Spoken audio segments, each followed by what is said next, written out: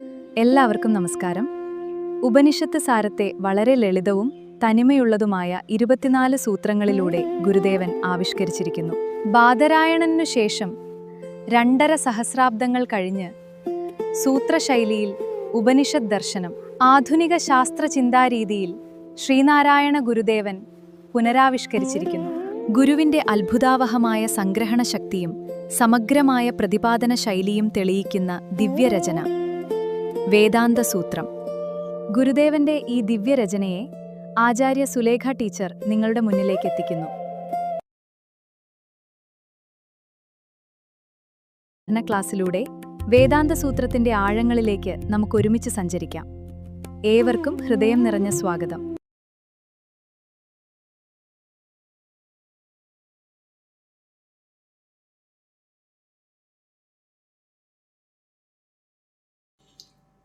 സ്വാഗതം, നമസ്കാരം. നമുക്ക് നാല് സൂത്രങ്ങളും കൂടിയേ ഉള്ളൂ. കാരണം ഈ ഒരു ഭാഗം കൂടി കഴിഞ്ഞു കഴിഞ്ഞാൽ ബാക്കിയെല്ലാം വളരെ കൺക്ലൂഷൻ ആയിക്കൊണ്ട് എല്ലാം ഒന്ന് ചുരുക്കി പറഞ്ഞുകൊണ്ട് വലിയ തത്വങ്ങൾ ഉൾപ്പെടുത്താതെ തന്നെ അതിൻ്റെ ഒരു പരിസമാപ്തിയിലേക്ക് നീങ്ങുന്ന സൂത്രങ്ങളാണ്. എളുപ്പമാണത് കേട്ടോ. അപ്പോൾ ഏകദേശം നമ്മൾ വേദാന്ത സൂത്രത്തിൻ്റെ അവസാന ഘട്ടത്തിലേക്ക് നമുക്ക് എത്തിയിട്ടുണ്ട്. അപ്പോൾ നമ്മൾ മനസ്സിലാക്കേണ്ട ഒരു കാര്യം, ഒരു ജ്ഞാനസരണിയിലൂടെ നമ്മളിപ്പോൾ മുന്നേറിക്കൊണ്ടിരിക്കുക. അത് ഗുരുവിൻ്റെ ദർശനത്തിൽ അത്യപൂർവമായ, മറ്റാരും അധികം വിചാരങ്ങൾ നടക്കാത്ത ഒരു കൃതിയിലൂടെ മുന്നേറുമ്പോൾ സ്വാഭാവികമായും നമ്മൾ ശരിയായ മാർഗത്തിലാണ് പോകുന്നതെങ്കിൽ പലതരത്തിലുള്ള വിഘ്നങ്ങൾ നമ്മുടെ മുന്നിലേക്ക് വരാറുണ്ട്. അത് പതഞ്ജലി മഹർഷി തന്നെ പറയുന്ന ഒരു കാര്യമാണ്. നമ്മൾ ഒരു കാര്യത്തിലേക്ക് ശരിയായ മാർഗത്തിലേക്ക് നടക്കുമ്പോൾ തടസ്സങ്ങൾ ധാരാളം വന്നുവിടും. ആ തടസ്സത്തിൽ ഒന്ന് നമ്മുടെ ആലസ്യമാണ്, മടിയാണ്. രണ്ടാമത്തെ ദീർഘസൂത്രിത്വം എന്ന് പറയും. അതായത് നാളെ ആവട്ടെ നാളെ കയറാം, മറ്റന്നാൾ കയറാം, അല്ലെങ്കിൽ മറ്റന്നാൾ പഠിക്കാം എന്നിങ്ങനെ മാറ്റി മാറ്റി വെക്കുന്നതിന് ദീർഘസൂത്രിത്വം എന്ന് പറയും. പതഞ്ജലി മഹർഷി പറയുന്നതാണ് കേട്ടോ. മൂന്നാമത് നിരാശ വന്നുവിടാം. നമുക്ക് ഏതെങ്കിലുമൊക്കെ കാരണങ്ങൾ അതിൻ്റെ മുന്നിലേക്ക് വന്നിട്ട് നമുക്ക് നിരാശ വന്നുവിടാം. അപ്പം ഈ 3 കാര്യങ്ങളെയും നമ്മൾ അതിക്രമിക്കുമ്പോഴാണ് നമ്മൾ ലക്ഷ്യത്തിൽ എത്തിച്ചേരുന്നത്. അപ്പം ഇതിൽ 3-ൽ ഏതെങ്കിലും ഒന്ന് നമ്മുടെ മുന്നിലേക്ക് വന്നിട്ടുണ്ടെങ്കിൽ പതഞ്ജലി മഹർഷി പറയുകയാണ്, ഓർത്തോളൂ, നിങ്ങൾ ശരിയായ മാർഗത്തിലാണ് എന്നാണ്.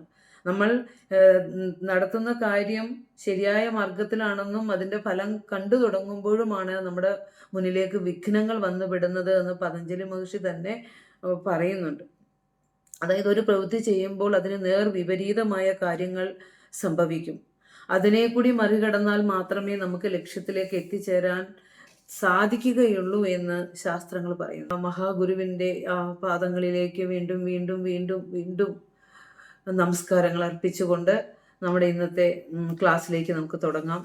നമ്മൾ കഴിഞ്ഞ ക്ലാസ്സിൽ പറഞ്ഞു വെച്ചത് എന്നും ഒരു എത്തും പിടിയും നിങ്ങൾക്ക് കിട്ടാനിടയില്ല. അത് ഈ ക്ലാസ്സിൽ അത് നമുക്ക് തീർക്കണം. 18, 19, 20 സൂത്രങ്ങൾ ഒന്ന് കൂട്ടിച്ചേർത്തുകൊണ്ട് അതിൻ്റെ കൺക്ലൂഷൻ നമ്മൾ പറഞ്ഞിരുന്നു അല്ലേ. അതായത് കാലപരമായ വ്യാപകത പറഞ്ഞു, ആനന്ദപരമായ വ്യാപകത പറഞ്ഞു, ഇപ്പോൾ ദേശപരമായ അല്ലെങ്കിൽ ആകാശപരമായ വ്യാപകതയെക്കുറിച്ചാണ് പറഞ്ഞുകൊണ്ടിരിക്കുന്നത്. അത് ഇനിയും വീണ്ടും വീണ്ടും പറയുന്നില്ല. കഴിഞ്ഞ പ്രാവശ്യം കുറേ പ്രാവശ്യം നമ്മൾ പറഞ്ഞതാണ്. കാണുന്നവനും അവൻ്റെ കാഴ്ചയും ഒരേ സമയത്താണ്. സുഖം എന്ന് പറഞ്ഞാൽ ഒറ്റ സുഖമേ ഉള്ളൂ. അത് വ്യാപകമായിരിക്കുന്ന ഏതൊരു സുഖങ്ങൾ നമ്മൾ അനുഭവിക്കുമ്പോഴും അതിന് ഒറ്റ ആത്മസുഖമാണ് പല ഉപാധികളിലൂടെ പ്രതീതമാകുന്നത് എന്ന് പറഞ്ഞു. പിന്നെ ആകാശം എങ്ങും നിറഞ്ഞിരിക്കുന്നു.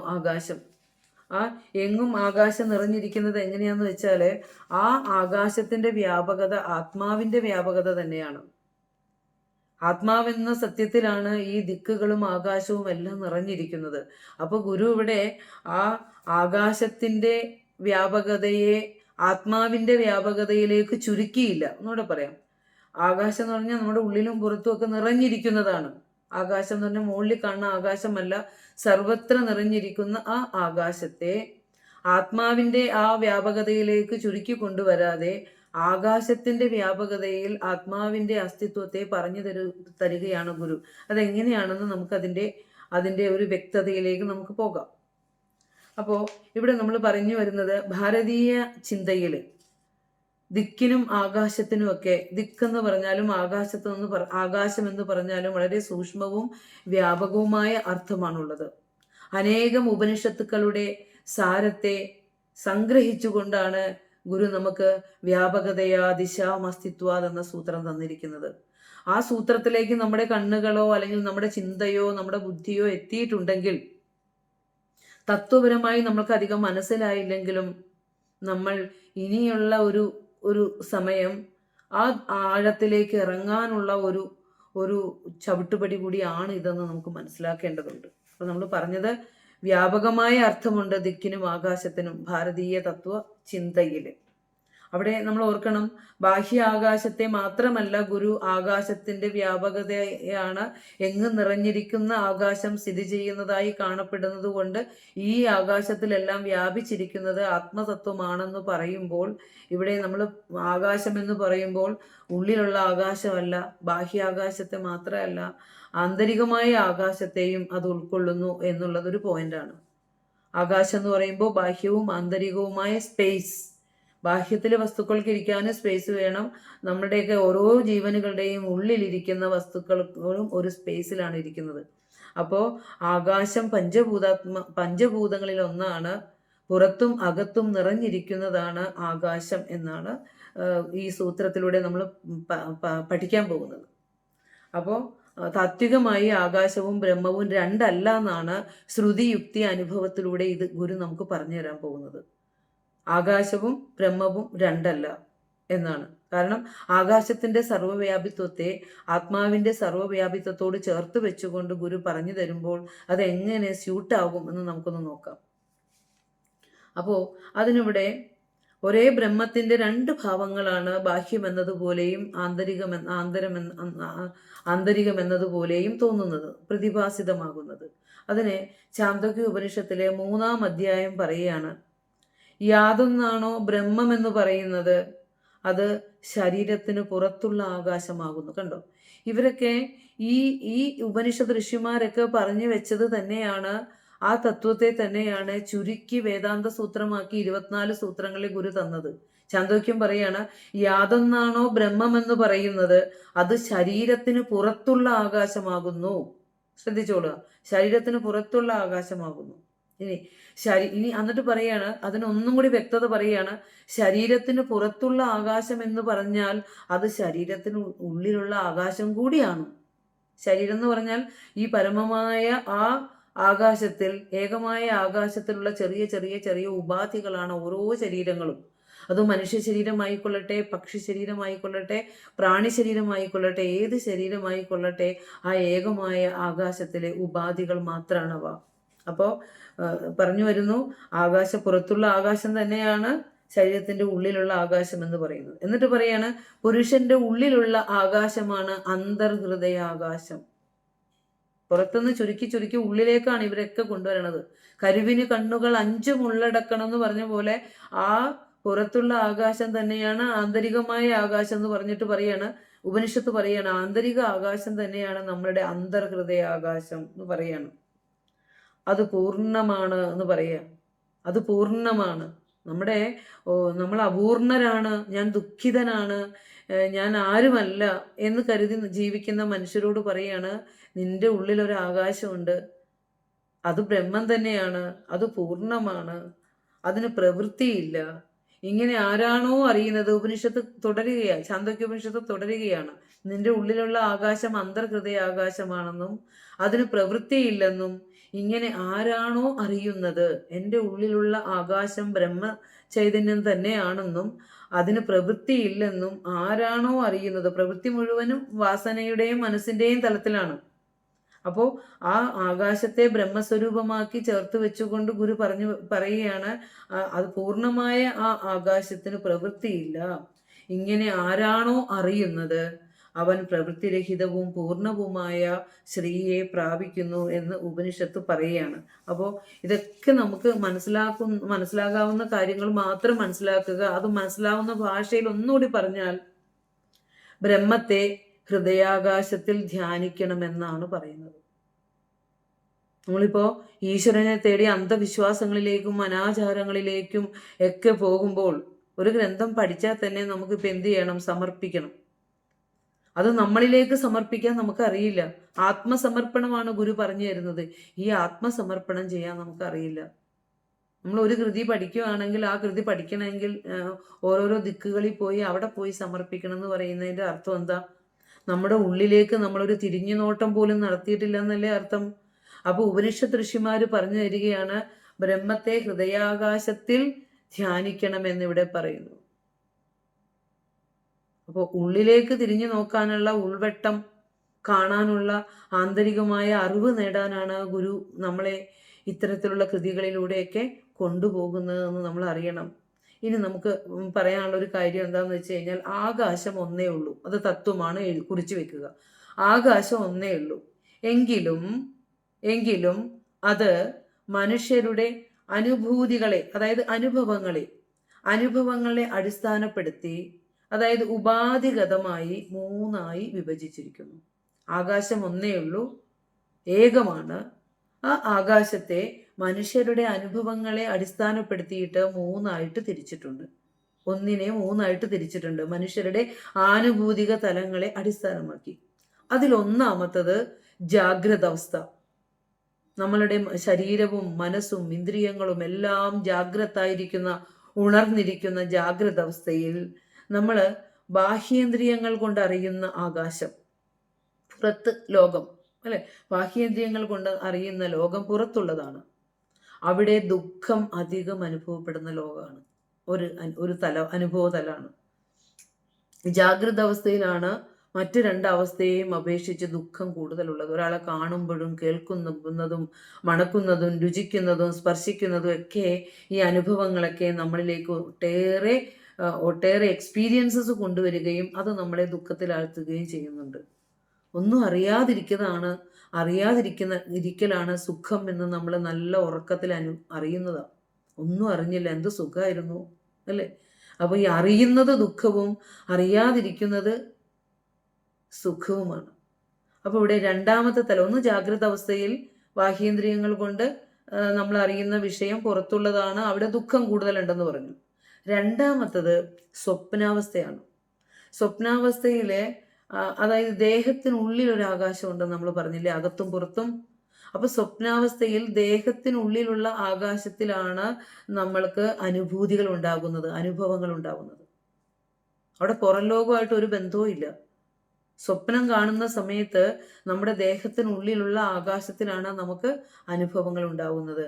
അവിടെ ദുഃഖം ജാഗ്രത അവസ്ഥയിനേക്കാൾ കുറവാണ്. ആദ്യത്തെ നമ്മൾ പറഞ്ഞു, ജാഗ്രത ഇന്ദ്രിയങ്ങൾ കൊണ്ട് പുറത്തറിയുന്ന ലോകം, പുറത്തുള്ള ലോകം എന്ന് കരുതി നമ്മൾ അനുഭവിക്കുന്ന ലോകം, അത് ദുഃഖസാന്ദ്രമാണ്. 2ാമത് സ്വപ്നാവസ്ഥയിലെ നമ്മുടെ ഉള്ളിൽ തന്നെ അനുഭവപ്പെടുന്ന ആകാശത്തിൽ നമ്മൾ അനുഭവിക്കുന്ന അനുഭവം, അവിടെ ദുഃഖം ജാഗ്രതത്തിനേക്കാൾ കുറവാണ്. ഇനി അടുത്തത് സ്വപ്നാവസ്ഥ, സുഷുപ്തി അവസ്ഥ. സ്വപ്നം കഴിഞ്ഞാൽ ജാഗ്രത, സ്വപ്നം, സുഷുപ്തി. നല്ല ഉറക്കമില്ലേ? ഇനി ഇതെല്ലാം കഴിഞ്ഞ് നമ്മൾ നല്ല ഗാഠ നിദ്രയിലേക്ക് അങ്ങ് പോകുന്നൊരു സമയമുണ്ട്, സുഷുപ്തി അവസ്ഥ എന്ന് പറയും. അതിന് ഉറക്കത്തിന് സുഷുപ്തി എന്ന് പറയും. ആ സുഷുപ്തി അവസ്ഥയിൽ ഹൃദയസ്ഥമായ ആകാശം, ആ ഹൃദയസ്ഥമായ ആകാശത്തിൽ യാതൊരു കാമനകളും ഇല്ല. അവിടെ മനസ്സടങ്ങുന്നത് കൊണ്ട് നമുക്ക് എന്തില്ല? ആഗ്രഹങ്ങളില്ല, കാമനകളില്ല. മനസ്സാണ് സർവ്വ ദുഃഖങ്ങൾക്കും കാരണം. അപ്പോൾ ഈ മനസ്സ് ഇല്ലാത്ത സുഷുപ്തിയിൽ നമ്മൾ എന്ത് സുഖം അനുഭവിക്കുന്നത് ആലോചിച്ച് നോക്കിയേ. ഈ മനസ്സില്ലാതാകലാണ് നമ്മുടെ ജീവിതത്തിൻ്റെ ലക്ഷ്യത്തിൽ എത്തിച്ചേരുന്ന അനുഭവം എന്ന് പറഞ്ഞാൽ മനസ്സില്ലാതാകലാണ്. മനസ്സിനെ ഇല്ലാതാകുക എന്ന് പറഞ്ഞാൽ മനസ്സിലെ സകല വാസനകളും ഒടുങ്ങിയിട്ട് ആ പിറപ്പിടത്തേക്ക് നമ്മളെ നയിക്കുന്ന ആ ഒരു അനുഭവത്തിലേക്ക് നമുക്ക് എത്തണം. അതിനെ മനസ്സിൽ കൂട്ടിവെച്ചിരിക്കുന്ന കാമനകൾ ഇല്ലാണ്ടാകണം. സുഷുപ്തി അവസ്ഥ എന്നും നമുക്ക് ദൈവം തരുന്നൊരു അനുഗ്രഹമാണ്. ഈ സുഖത്തെ നീ അനുഭവിക്കണം, ആ സുഖം നീ നിന്റെ ജീവിതത്തിൽ ശാശ്വതമായി നേടണമെന്ന് എന്നും ഓർമ്മിപ്പിക്കുന്നുണ്ട്. പക്ഷെ നമ്മൾ അത് കാര്യമാക്കാറില്ല.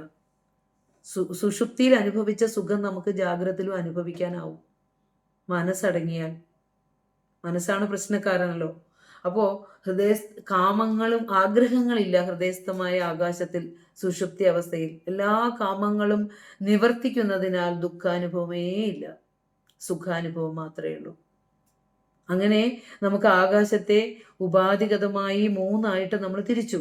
ഇങ്ങനെയാണ് ശരീരത്തിന്റെ ബഹിർഭാഗത്ത് നിന്ന് ആകാശത്തെ ഉള്ളിലേക്ക്, ഹൃദയത്തിലേക്ക് ചുരുക്കി ചുരുക്കി ചുരുക്കി അവിടെ ഹൃദയാകാശത്തെ കാണിച്ചിട്ട് അവിടെയാണ് മനസ്സ് ഏകാഗ്രമാക്കേണ്ടത് എന്ന് കാണിക്കുവാനാണ് നമ്മൾ ഈ ആകാശത്തിന്റെ വ്യാപകതയൊക്കെ പറഞ്ഞു വെക്കുന്നത്. ആകാശത്തിന്റെ വ്യാപകത തുടങ്ങുന്നത് അവനവനിൽ നിന്ന്. അതിൻ്റെ അറ്റം കാണണമെങ്കിൽ അവനവനിലേക്ക് തന്നെ തിരിയണം. അവിടെയാണ് ഇതിൻ്റെ തുടക്കവും ഒടുക്കവും ഒക്കെ അവനവനിൽ തന്നെയാണെന്നാണ് ശാസ്ത്രം പറയുന്നത്. അപ്പോൾ അത്രയും കാര്യം ഓർക്കണം. ഏകമായ ആകാശത്തെ ഉപാധിഗതമായി ജാഗ്രത അനുഭവത്തിലും സ്വപ്നാനുഭവത്തിലും സുഷുപ്തി അവസ്ഥയിലും വേറെ വേറെ അനുഭവങ്ങളായി നമ്മൾ ആ ആകാശത്തിലെ അനുഭൂതികളെ അനുഭവിച്ചു, അല്ലേ? ഇനി നമ്മൾ ബ്രഹ്മത്തെ പൂർണ്ണം എന്ന് പറയാറുണ്ട്. പൂർണ്ണം, ഈ നമ്മൾ പൂർണ്ണമന്ത്രമൊക്കെ ചൊല്ലുമ്പോൾ സർവത്ര ആ പൂർണ്ണതയെ നമ്മൾ പറയാറുണ്ട്. അത് അകത്തും പുറത്തും നിറഞ്ഞിരിക്കുന്നത് കൊണ്ടാണ് ഇവിടെ നമ്മൾ പൂർണ്ണം എന്ന് പറയുന്നത്. അപ്പൊ ബ്രഹ്മത്തെ പൂർണ്ണം എന്ന് പറയുന്നത് എന്തുകൊണ്ടാണ് എന്ന് ചോദിച്ചാൽ എന്ത് പറയും? ബ്രഹ്മം ഹൃദയാകാശത്തിൽ മാത്രമല്ല സർവഗതമാണ് എന്ന് കാണിക്കാനാണ് ബ്രഹ്മം പൂർണ്ണമാണ് എന്ന് പറയുന്നത്. ഇനി നമ്മൾ പറയാറുണ്ട് ബ്രഹ്മത്തിന് പ്രവൃത്തിയില്ല എന്ന് പറയാറുണ്ട്, നിഷ്ക്രിയനാണെന്ന് പറയാറുണ്ട്. എന്തുകൊണ്ടാണെന്ന് വെച്ചാൽ അത് വികാരം ഉണ്ടാക്കാത്തതാണ്, മാറ്റത്തിന് വിധേയമാകുന്നില്ല, അസ്പന്ദമായിരിക്കുന്നു എന്നർത്ഥം. സ്പന്ദതയില്ല. എപ്പോഴാണ് നമുക്ക് ദുഃഖം ഉണ്ടാവുന്നത്? വെറുതെ ഒന്നും ആലോചിക്കാതെ മനസ്സിനെ ശാന്തമാക്കി വെറുതെ വെച്ചാൽ ദുഃഖം ഉണ്ടാവില്ല. പക്ഷേ ചിന്തയിലേക്ക് എപ്പോൾ മനസ്സ് കടത്തിവിടുന്നോ നമ്മൾ വല്ലാതെ പെടയും. അപ്പോൾ എന്തുകൊണ്ടാണ് ആത്മാവിന് പ്രവൃത്തി ഇല്ലാത്തതെന്ന് പറയാൻ കാരണം അതിന് ചലിച്ചതിന് വികാരം ഉണ്ടാകുന്നില്ല, മാറ്റം ഉണ്ടാകുന്നില്ല. അസ്പന്ദത, സ്പന്ദിക്കാതെ അസ്പന്ദമായിരിക്കുന്നു. അതുകൊണ്ടാണ് ആത്മാവ് നാശമില്ലാത്തത് ആകുന്നത്. അതുകൊണ്ടാണ് അതിന് പ്രവൃത്തിയില്ല എന്ന് പറയുന്നത്.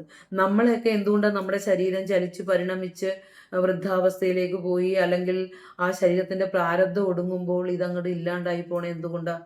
അത് ചലിച്ച് പരിണമിച്ച് വികാരപ്പെടുന്നുണ്ട്, സ്പന്ദിക്കുന്നുണ്ട്. ആ സ്പന്ദിക്കുന്ന വസ്തുക്കളെല്ലാം ചലിച്ച് പരിണമിച്ച് ഇല്ലാണ്ടാവും. ബ്രഹ്മത്തിന് അസ്പന്ദതയാണ്, നിർവികാരതയാണ്. അതുകൊണ്ടാണ് അതിന് നാശമില്ലാത്തതെന്ന് പറയുന്നത് ബ്രഹ്മത്തെ. അപ്പോൾ പിന്നെ നമ്മൾ ബ്രഹ്മോപാസന ചെയ്യുമ്പോൾ നമുക്ക് മുഖ്യമായ ഫലം ആ ശാശ്വതമായ സത്യത്തെ അനുഭവിക്കുക എന്നുള്ളതാണ്. ഇനി ഗൗണമായ അപ്രധാനമായ ചില അനുഗ്രഹങ്ങൾ നമുക്ക് കിട്ടും ബ്രഹ്മോപാസനയിലേക്ക് നമ്മൾ കിടക്കുമ്പോൾ. അത് നമുക്ക് ഐശ്വര്യങ്ങളായിട്ട് വരുന്നതാണ്. ചില ആളുകൾ നല്ല വഴിയിലാണ് സഞ്ചരിക്കുന്നതെങ്കിൽ അവരറിയാതെ തന്നെ അവരുടെ ജീവിതത്തിൽ എത്രയോ നല്ല അനുഭവങ്ങൾ വന്നുവിടും. ഇന്ന് തന്നെ ഞാൻ കുറേ നല്ല മനുഷ്യരെ കണ്ടു. ഒത്തിരി നല്ല മനുഷ്യരും നല്ല അനുഭവങ്ങളും. ഞാൻ ഏതോ സ്വർഗലോകത്തെത്തിയ പോലെയായിരുന്നു ഇന്നത്തെ സത്സംഗത്തിന് പോയപ്പോൾ, ഒരു പ്രതിഷ്ഠാ വാർഷികത്തിന് പോയപ്പോൾ. അതായത് ഓരോരുത്തരുടെയും കണ്ണിലും അവരുടെ വാക്കിലും അവരുടെ പ്രവൃത്തിയിലും ഒക്കെ ആ ഗുരുഭക്തി ഇങ്ങനെ നിറഞ്ഞു തുളുമ്പുന്നത് കണ്ടു. എന്തിനാ വേദാന്തം പഠിക്കണേന്ന് തോന്നിപ്പോയി. ആ ഭക്തന്മാരുടെ ഭക്തിയിലോളം വരുമോ നമ്മുടെ ആരുടെയെങ്കിലൊക്കെ ഭക്തി എന്ന് എനിക്ക് തോന്നിപ്പോയി. ഞാനല്ലാതായിപ്പോയൊരു നിമിഷമായിട്ട് എനിക്ക് തോന്നിപ്പോയായിരുന്നു. അത്രയും അതിന് ഞാൻ പറയുന്നത്, നമ്മൾ വേദാന്തം പഠിച്ചോ അല്ലെങ്കിൽ ഗുരുവിൻ്റെ കൃതികളിലൂടെ ആഴത്തിലേക്കൊക്കെ പോകുന്നവരാണ്. പക്ഷെ അതിലപ്പുറം ഗുരുവിനോടുള്ള ആഴത്തിലുള്ള ഭക്തിയും നിഷ്കളങ്കതയും ഒക്കെയുള്ള മനുഷ്യരിലേക്ക് ആ ചൈതന്യം കൂടുതൽ പ്രകാശിക്കുന്നത് കൊണ്ടാണ് ഒരു വാക്ക് പറയുമ്പോൾ പോലും കണ്ണുകൾ ഇങ്ങനെ നിറഞ്ഞൊഴുകുന്നത്, അല്ലേ? അപ്പോൾ അങ്ങനെ ഒരു വല്ലാത്ത നല്ലൊരു ആനന്ദ അനുഭവത്തിൽ നിന്നാണ് ഇന്നിപ്പോൾ വന്ന് ഇവിടെ ഈ സത്സംഗത്തിൽ ഇരിക്കുന്നത്. മനസ്സിലുണ്ടാകുന്ന സകല കാർമേഘങ്ങളും നീങ്ങി ആ ഒരു കുളിർത്തന്നൽ തഴുകി തലോടി പോയിട്ട് അതങ്ങനെ എടുത്തോണ്ട് പോണ പോലെ മനസ്സിനെ ശാന്തമാക്കി വെച്ചു. ആലോചിച്ച് നോക്കൂ.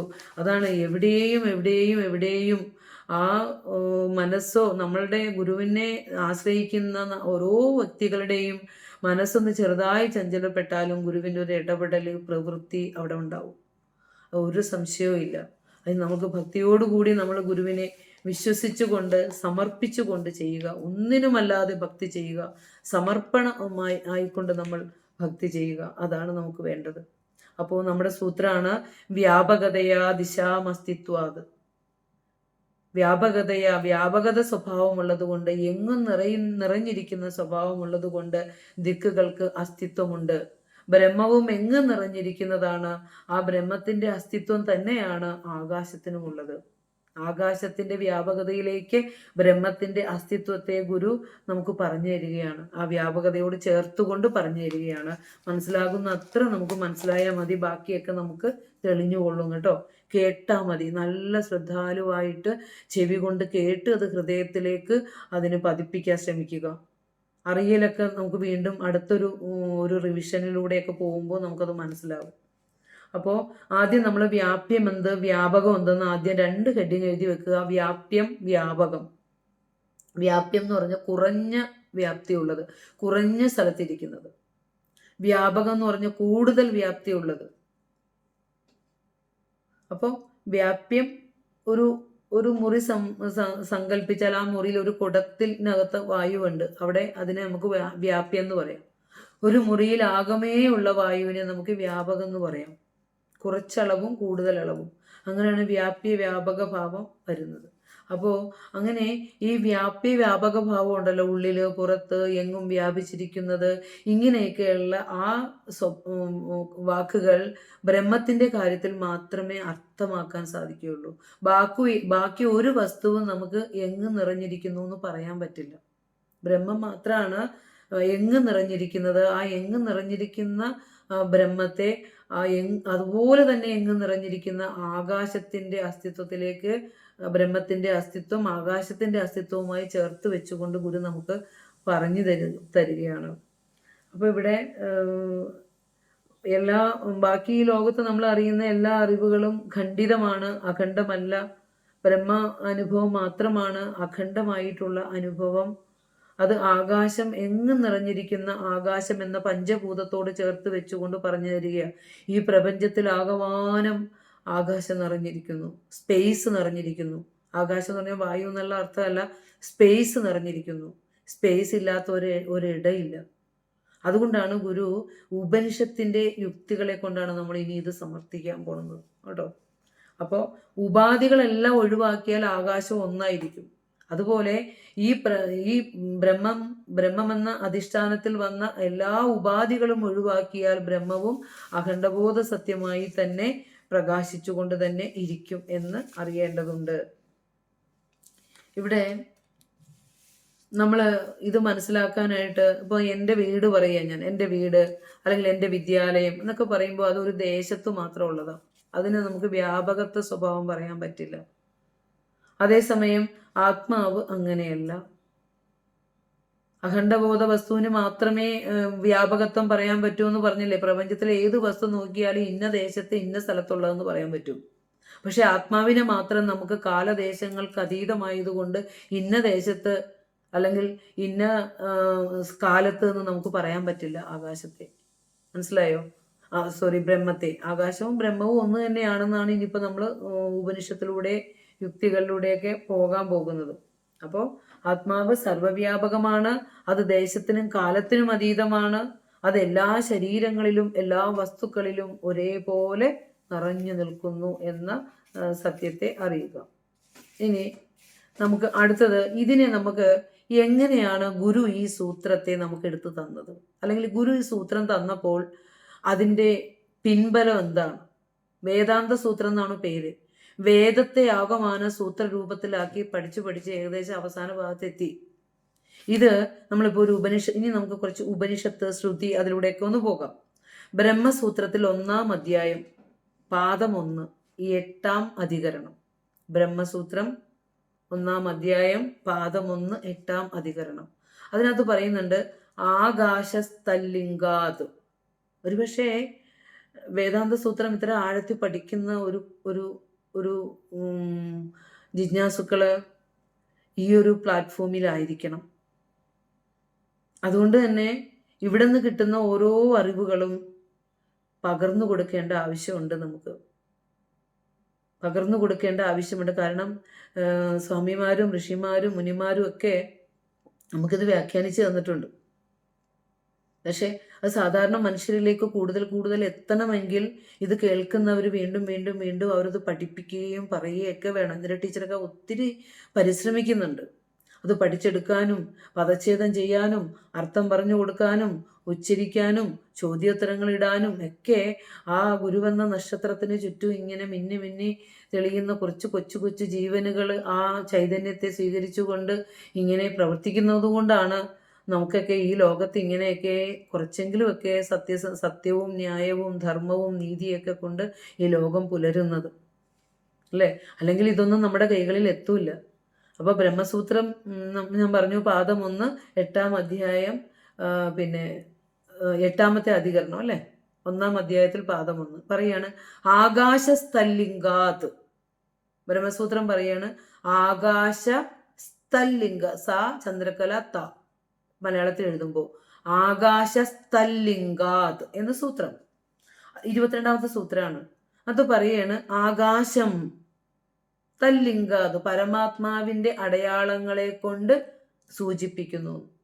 ആകാശത്തിന് പരമാത്മാവിന്റെ അടയാളം കൊണ്ട് ആകാശത്തിനെ സൂചിപ്പിക്കുന്നു. കാരണം സർവ്വവ്യാപകത്വം ഉള്ളത് കൊണ്ട് ശ്രുതി ആകാശത്തെ, സർവ്വവ്യാപകമായ ആകാശത്തെ ബ്രഹ്മവാചക ശബ്ദമായി പറയുന്നുണ്ടെന്ന്. അതുകൊണ്ടാ ഗുരു പറഞ്ഞ വ്യാപകതയാ ദിശാമസ്തിത്വാത്. ആലോചിച്ച് നോക്കി, ഇതൊക്കെ ഇത് ആരുടെ കണ്ണിൽ പെടും? ഇത് ആര് പറഞ്ഞു കൊടുക്കും? ഗുരു എന്താണ് ഈ പൊരുളായിട്ട് ഇതിലേക്ക് വെച്ച് തന്നത് എന്ന് ആര് പറഞ്ഞു കൊടുക്കും, അല്ലേ? അപ്പം നമ്മളൊക്കെ ഈ ചെറിയ ബുദ്ധിയിലും മനസ്സിലാക്കുന്ന കാര്യങ്ങളെ ചിന്തിച്ച് ചിന്തിച്ച് ചിന്തിച്ച് അതിനെ ഗുരുവിൻ്റെയും ശ്രുതിയുടെയും ഒക്കെ വാക്കുകൾ തന്നെ പ്രമാണമാക്കി വെച്ചുകൊണ്ട് നമ്മൾ ആഴത്തിൽ സഞ്ചരിച്ചാൽ മാത്രമേ ഇതിൻ്റെയൊക്കെ വെളിച്ചം കാണുള്ളൂ. ഇല്ലെങ്കിൽ ഇതിങ്ങനെ കഴിഞ്ഞ ദിവസം ഒരാൾ ചോദിച്ച പോലെ ഗുരുദേവ കൃതികളിൽ വേദാന്ത സൂത്രം എന്ന് പറഞ്ഞാൽ ഒന്നുണ്ടോ എന്ന് ചോദിച്ച പോലെ നമ്മൾ ചോദിച്ചുകൊണ്ടിരിക്കും. അതൊക്കെ മാറണം. അതുകൊണ്ടാണ് എന്നും ഇത് ഉച്ചരിക്കാൻ പറയണത്, എന്നും ഇത് ചൊല്ലാൻ പറയണത്. നമ്മുടെ കുറേ കുഞ്ഞുങ്ങളൊക്കെ ഇത് പൊതുവേദികളിൽ ചൊല്ലി തുടങ്ങിയിട്ടുണ്ട്. ഒത്തിരി ജയലക്ഷ്മി പോലെയുള്ളവരൊക്കെ ശിവഗിരി തന്നെ അത് ചൊല്ലിയെന്നാണ് പറഞ്ഞത്. അതിന് സന്തോഷം. അപ്പോൾ ആകാശ ശബ്ദം എഴുതി വയ്ക്കുക. ആകാശ ശബ്ദം ബ്രഹ്മലക്ഷണമുള്ളത് കൊണ്ട് ബ്രഹ്മവാചകമാകുന്നു. എഴുതി വെച്ചോളണം. ആകാശ ശബ്ദം ബ്രഹ്മലക്ഷണമുള്ളത് കൊണ്ട് ബ്രഹ്മവാചക ശബ്ദമാകുന്നു. അതുകൊണ്ടാണ് ഗുരു വ്യാപകതയാ ദിശാമസ്തിത്വാത്, എങ്ങും നിറഞ്ഞിരിക്കുന്ന ആ ദിക്കുകളിലെല്ലാം, എങ്ങും വ്യാപിച്ചിരിക്കുന്ന ദിക്കുകളിലെല്ലാം നിറഞ്ഞിരിക്കുന്ന പൊരുളാണ് ആത്മാവ്. ആത്മാവ് നിറഞ്ഞിരിക്കുന്ന പോലെ ദിക്കും ആകാശവും എല്ലായിടത്തും നിറഞ്ഞിരിക്കുന്നു എന്ന് ഗുരു പറയുന്നത്. അപ്പോൾ ബ്രഹ്മസൂത്രം 1 നമ്മൾ ഉദാഹരണം പറഞ്ഞു. അടുത്തത് ചാന്തോക്യം 1-ാം അധ്യായം 9-ാം ഖണ്ഡം. അതിനകത്ത് പറയുകയാണ് അസ്യ ലോകസ്യ കാ ഗതിഹി, അതായത് സമവേദീയമായ ചാന്തോക്യ ഉപനിഷത്ത് പറയാണ്. ഈ ഉപനിഷത്തൊക്കെ നമ്മുടെ ചെവിയിലൂടെയൊക്കെ ഒന്ന് കേൾക്കട്ടെ നമ്മൾ. അതിനൊക്കെയുള്ള ഭാഗ്യം നമുക്ക് ഗുരു കാരണം തന്നെ ഉണ്ടായത്. അല്ലെങ്കിൽ നമ്മൾ ഇതൊക്കെ കേൾക്കുവോ? എത്ര ജന്മങ്ങൾ കഴിഞ്ഞാലും നമുക്ക് ഉപനിഷത്ത് വാക്യമൊക്കെ കേൾക്കാൻ ചെവിയിലെത്തുമോ? ഇല്ല. അപ്പോൾ ഇത് ചെവി തുറന്ന് കേൾക്കുക, മനസ്സിലാക്കാൻ വളരെ ലളിതമായിട്ട് പറഞ്ഞു തരാം. അസ്യ ലോകസ്യ കാ ഗതി, കാ ഗതിരിത്യാകാശ ഇതി ഹോവാച. അസ്യ ലോകസ്യ, ഈ ലോകത്തിന്റെ, ഗതിഹി കാ, ഗതി എന്താ, ആധാരം എന്താ, ഈ ലോകത്തിന് ആധാരം എന്താണ്? ഉപനിഷത്ത് ഋഷി ചോദിക്കുകയാണ്. എന്നിട്ട് പറയാണ് ആകാശ ഇതി ഹോവാച ഹ ഉവാച, ഈ ലോകത്തിന്റെ ആധാരം ആകാശമാണെന്ന്. ആകാശ ഇതി ഹോവാച, ആകാശമാണെന്ന് പറയാം. നോക്കൂ, വെറുതെ ഒരു സൂത്രം ഗുരു എടുത്തു വെച്ചതാണോ? ഇതൊക്കെ ശ്രുതി തന്നെയാണ്, വേദം തന്നെയാണ് ഗുരു സൂത്രിച്ച് നമുക്ക് തന്നത്. ആകാശം എന്ന് പറയുന്നു. എന്നിട്ട് പറയാ സർവാണി ഹ വാ, സർവാണി ഹ വാ ഇമാനി ഭൂതാനി ആകാശാദേവ സമുത്പദ്യന്തേ, ആകാശാദേവ സമുത്പദ്യന്തേ. സർവാണി ഹ വാ ഇമാനി ഭൂതാനി, ഇമാനി സർവാണി ഭൂതാനി, എല്ലാ ജീവജാലങ്ങളും ആകാശാദേവ സമുത്പദ്യന്തേ. കണ്ടോ, ബ്രഹ്മത്തിൽ നിന്ന് വന്നു എന്നല്ല, ബ്രഹ്മത്തിലേക്ക് അവസാനം ഇത് കൊണ്ടുപോവുകയാണ്. നമ്മൾ പറയാറില്ല ഉപനിഷദുക്തി രഹസ്യ മൂർത്തിടേണം. ഗുരു പറയാ ഒരു ചെമ്പഴന്തിയിൽ മാടനാശാന്റെയും കുട്ടിയമ്മയുടെയും മകനായി ആ പിറന്നതിൻ്റെ 172ാമത് ജന്മദിനം നമ്മൾ ഒരിക്കലും ജനന മരണങ്ങളില്ലാത്ത പൊരുളായ മഹാഗുരുവിൻ്റെ ജനനം നമ്മൾ ആഘോഷിക്കുന്നുണ്ടെങ്കിൽ അത് ആ ഗുരുവിൻ്റെ ദർശനത്തെ നമ്മുടെ ഉള്ളിലേക്ക് കടത്തി വെളിച്ചമുള്ളതാക്കാൻ വേണ്ടി കൂടിയാണ്. ഗുരുവിന് ജനനവും മരണവും ഒന്നുമില്ല. പൊക്കുവരവറ്റ പരമ്പൊരുളാണ് മഹാഗുരുക്കന്മാര്. അവരുടെ ആ ദിനങ്ങള് ഭൂമിയിലേക്ക് വന്ന ഒരു ശരീരം സ്വീകരിച്ച് വന്ന ആ ദിവസമൊക്കെ നമ്മൾ ഭക്തിസാന്ദ്രമായി ആചരിക്കുന്നുണ്ടെങ്കിൽ ഓരോ വർഷം കഴിയും തോറും ഗുരുവിൻ്റെ ദർശന ഗരിമയിലേക്ക് ആഴ്ന്നിറങ്ങുന്നവരുടെ എണ്ണം വളരെ കൂടുകയും നമ്മളിപ്പോൾ 172 വർഷമായപ്പോൾ നമ്മളിതാ ആ ഗുരുവിൻ്റെ മഹാസമാധിയുടെ 99 വർഷം, 100ാം വർഷം അടുത്ത വർഷം ആകുമ്പോഴേക്കും വേദാന്ത സൂത്രം പഠിച്ചു അല്ലെങ്കിൽ അറിഞ്ഞു എന്ന് പറഞ്ഞാൽ ഇതിലും വലിയ പുണ്യമുണ്ടോ മക്കളെ? ഇല്ല. കാരണം 100 വർഷമാണ് ഗുരു പറഞ്ഞത്. അതിലൊരു വർഷം മുമ്പേ നമ്മൾ സഞ്ചരിച്ചു തുടങ്ങി. ഇനി ഗുരു നമ്മൾ പഠിക്കാത്ത കൃതികൾ ഏതാണെന്ന് നിങ്ങൾ പറഞ്ഞു, അതനുസരിച്ച് നമുക്ക് മുന്നോട്ട് പോകാനുണ്ട്. ഇതൊക്കെ ഒരു പരമഭാഗ്യം തന്നെയാണ്. ആ ഭാഗ്യത്തെ നമ്മൾ തിരിച്ചറിഞ്ഞ് തന്നെ പോകണം. അപ്പോൾ സർവാണി ഹവ ഇമാനി ഭൂതാനി, ഇമാനി സർവാണി ഭൂതാനി, ഈ എല്ലാ ജീവജാലങ്ങളും ആകാശാദേവ സമുത്പദ്യന്തേ. സമുത്പദ്യന്തേ എന്ന് വെച്ചാൽ ഉണ്ടായത്, ആകാശത്തിൽ നിന്നാണ് ഉണ്ടായത്. ആകാശം പ്രതി അസ്തം യാന്തി, ആകാശം പ്രതി, ആകാശത്തിലേക്ക്, അസ്തം യാന്തി, തിരിച്ചു പോകുന്നതും ആകാശത്തിലേക്ക് തന്നെ. ബ്രഹ്മത്തിൽ നിന്നുണ്ടായി, ബ്രഹ്മത്തിൽ നിലനിന്ന് ബ്രഹ്മത്തിലേക്ക് ലയിക്കുന്നു എന്ന് പറയുമ്പോൾ ബ്രഹ്മവാചക ശബ്ദമാണെന്ന് പറഞ്ഞു ആകാശം. ശ്രുതി അങ്ങനെ ഉപയോഗിച്ചിട്ടുണ്ട്, സർവ്വവ്യാപിത്വമുള്ളത് കൊണ്ട്. അതുകൊണ്ട് ആകാശത്തിൽ നിന്നുണ്ടായി ആകാശത്തിലേക്ക് തന്നെ അസ്തം യാന്തി, തിരിച്ച് ആകാശത്തിലേക്ക് പോകുന്നു. ഒന്നുകൂടെ പറയാം. ഹസ്യ ലോകസ്യ കാ ഗതിഹി ഇതി ആകാശ ഇതി ഹ ഉവാച ഹോവാച. എന്നിട്ട് പറയാണ് സർവാണി ഹവ ഇമാനി ഭൂതാനി, എല്ലാ ജീവജാലങ്ങളും ആകാശാദേവ സമുത്പദ്യന്തേ, ആകാശത്തിൽ നിന്നുണ്ടായി. ആകാശം പ്രതി അസ്തം യാന്തി, ആകാശത്തിലേക്ക് തന്നെ ലയിക്കുന്നു.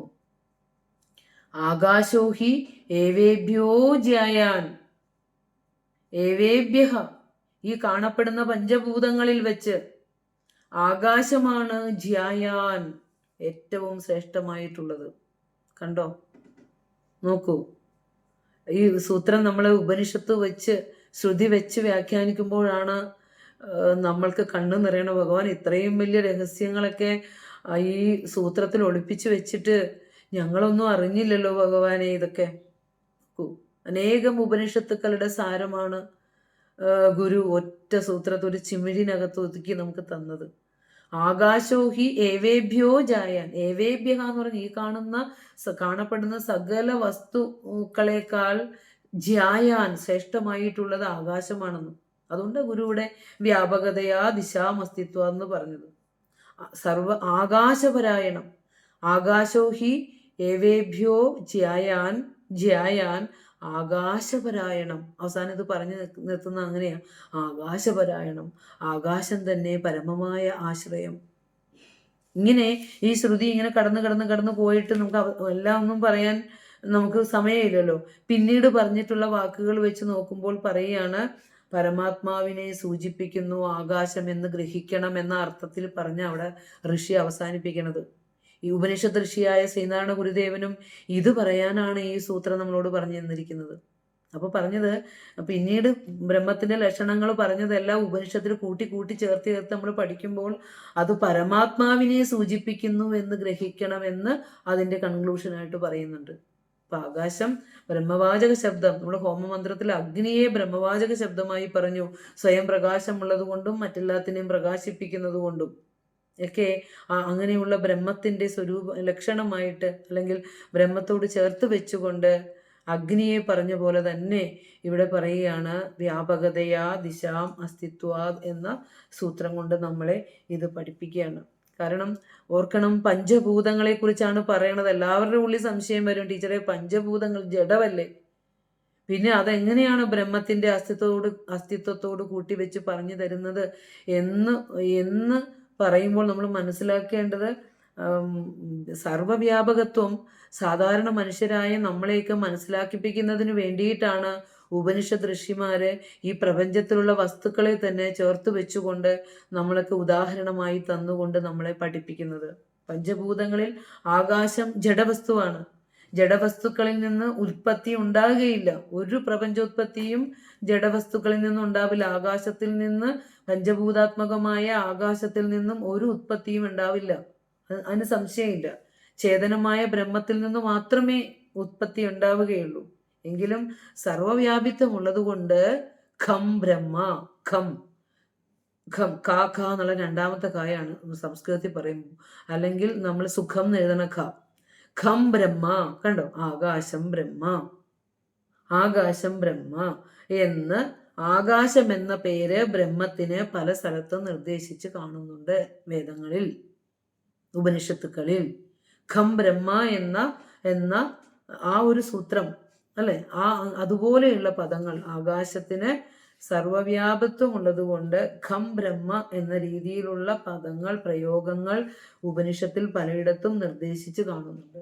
കാരണം സർവവ്യാപിത്വം കൊണ്ടാണെന്ന് എടുത്തു പറയുന്നുണ്ട്. അതിനാൽ ആകാശം എന്നാൽ പരബ്രഹ്മമെന്ന് ധരിക്കണമെന്ന് ശ്രുതി പറയുന്നു. ആകാശം എന്ന് പറഞ്ഞാൽ പരബ്രഹ്മം എന്നാണ് മനസ്സിലാക്കേണ്ടത് എന്ന് ശ്രുതി പറയുന്നു.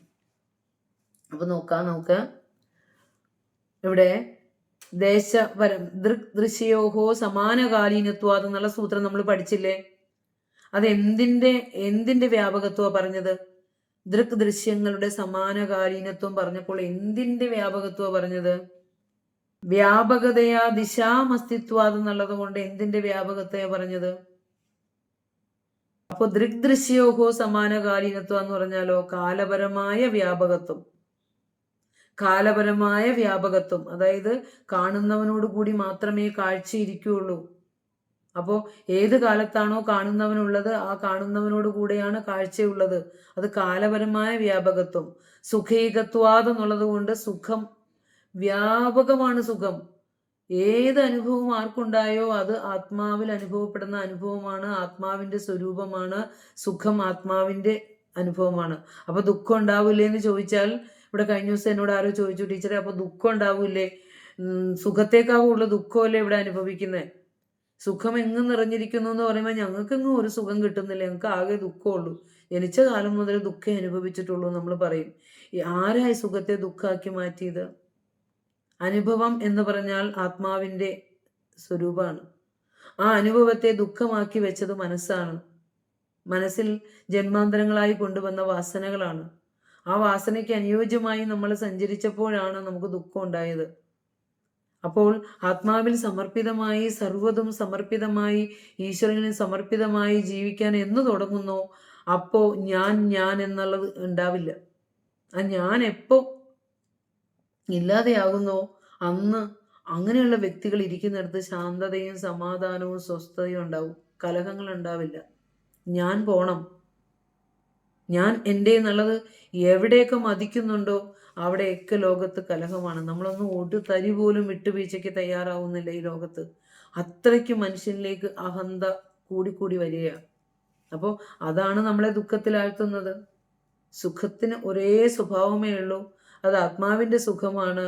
ആ സുഖത്തെ ദുഃഖമാക്കി മാറ്റുന്നത് വാസനാതലത്തിലാണ്. ദുഃഖം വരുമ്പോൾ മനസ്സിനെ പറഞ്ഞ് പഠിപ്പിക്കുക, ഞാൻ ദുഃഖമല്ല സുഖമാണെന്നും, എൻ്റെ സ്വരൂപം സുഖമാണെന്നും, ദുഃഖം എൻ്റെ മനസ്സിൻ്റെ തലമാണെന്നും, അത് അനുഭവതലമായി മാറി മാറി വന്നുകൊള്ളുമെന്ന് മനസ്സിനെ ആശ്വസിപ്പിക്കാനായിട്ട് നമുക്ക് പരിശ്രമിക്കേണ്ടതുണ്ട്. ചെറിയ പണിയല്ല, അത് വളരെ വലിയ പണിയാണ്. കാരണം വാസന അത്രയും നമ്മളിലേക്ക് ശക്തമാണ്. അതുകൊണ്ടാണ് നമുക്ക് ഈ കഴിഞ്ഞ ദിവസം വേദാന്തമൊക്കെ നന്നായി പഠിച്ചിട്ടുള്ള ഒരാൾ എന്നോട് പലതരത്തിലുള്ള വിഷമങ്ങൾ ഇങ്ങോട്ട് പറയുക. കാരണം നമ്മൾ എത്രയൊക്കെ മിണ്ടാതിരുന്നാലും വീണ്ടും വീണ്ടും ദ്രോഹിക്കാൻ വരികയാണ്. ഒരു തെറ്റും ചെയ്തില്ലെങ്കിലും ചെയ്യാത്ത കാര്യങ്ങൾ പറഞ്ഞ് വേദനിപ്പിക്കുകയാണ് എന്ന് പറഞ്ഞപ്പോൾ പറഞ്ഞു കൊടുത്തൊരു മറുപടി ഇത്രയേ ഉള്ളൂ. ഇങ്ങനെയുള്ള അനുഭവങ്ങൾ നമ്മുടെ ജീവിതത്തിൽ ധാരാളം ഉണ്ടാവും. എന്താന്ന് വെച്ചാൽ ആ അനുഭവത്തിന്റെ കാരണക്കാരൻ ഒരു കാരണവശാലും മറുവശത്തുള്ള ആളല്ല നമ്മളെ ദുഃഖിപ്പിച്ചതിന് കാരണം. എനിക്ക് ഏതെങ്കിലും തരത്തിലുള്ള സങ്കടങ്ങളോ വിഘ്നങ്ങളോ തടസ്സങ്ങളോ വന്നിട്ടുണ്ടെങ്കിൽ അത് ഞാൻ കൊണ്ടുവന്ന തടസ്സമായിട്ടാണ് ആ വ്യക്തി എൻ്റെ മുന്നിൽ വന്നത്. എന്നിലുള്ള തടസ്സമാണത്. അപ്പൊ എൻ്റെ തന്നെ കുഴപ്പമാണത് വന്നത്. ആ വ്യക്തി അതിൽ ഒട്ടും തെറ്റുകാരനല്ല. ആ രീതിയിലുള്ള ഒരു ചിന്ത നമുക്ക് വരണം. കാരണം നമ്മളിവിടെ എന്ത് കർമ്മം അനുഭവിക്കുന്നു അത് നമ്മളിലേക്ക് വരാനുള്ള പ്രാരബ്ധം തന്നെയാണ്. അപ്പൊ ആ വ്യക്തിയോട് നമുക്കൊരു കരുണയൊക്കെ തോന്നും. എന്നെ തെളിയിക്കാനാണല്ലോ അങ്ങനെ കാണിച്ചേന്ന്, അല്ലേ? അത്രേ ഉള്ളൂ. അങ്ങനെ നമ്മളൊന്ന് വെറുതെ ചിന്തിച്ചു നോക്കിക്കേ. ഇപ്പൊ ഭർത്താവ് നന്നായി ദ്രോഹിക്കുന്നു എന്ന് പറയുമ്പോൾ ആ ഭർത്താവായി വന്നതും നിന്റെ പ്രാരബ്ധ കർമ്മം എത്രയുണ്ടോ അതിന്റെ ബലമാണ്, അതിന്റെ ശക്തിയാണ്.